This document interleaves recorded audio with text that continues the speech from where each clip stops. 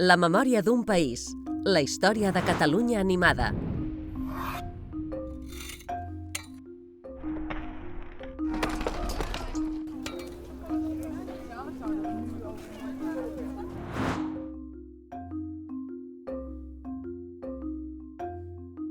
Desfeta i represa, del 1940 al 1980.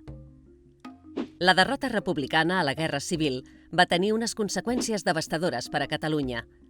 La dictadura franquista, d'ideologia feixista i ultracatòlica, va iniciar una duríssima repressió contra tots els moviments d'esquerres, republicans i catalanistes.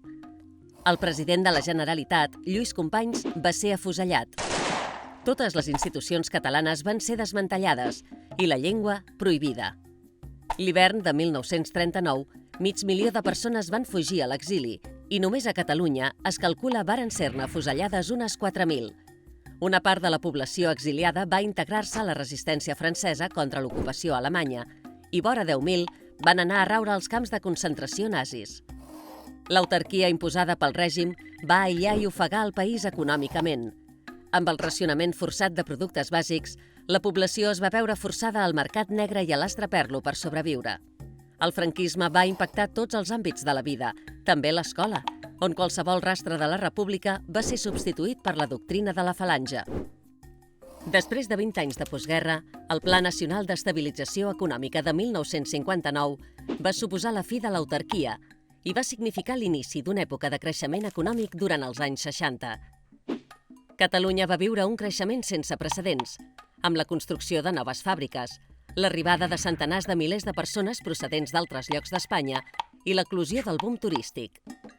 En l'àmbit domèstic, la irrupció dels 600, la rentadora, la nevera i la televisió van marcar un punt d'inflexió en la vida quotidiana.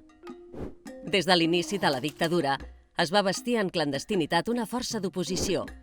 La lluita armada dels maquis i les guerrilles urbanes de la primera etapa, la constitució de la lluita política des de l'exili de la mà del PSUC i el Front Nacional de Catalunya, entre d'altres, que organitzaven actes de resistència a l'interior del país i la recuperació del moviment obrer clandestí. Ja en els anys 70, els estudiants, els sindicats i els moviments veïnals van liderar la nova onada de protestes i reivindicacions, entre les quals la primera onada feminista, on dones d'orígens molt diversos van iniciar la primera revolució sexual i de gènere. A Catalunya, artistes, intel·lectuals i associacions treballaven per mantenir vives la llengua i la cultura.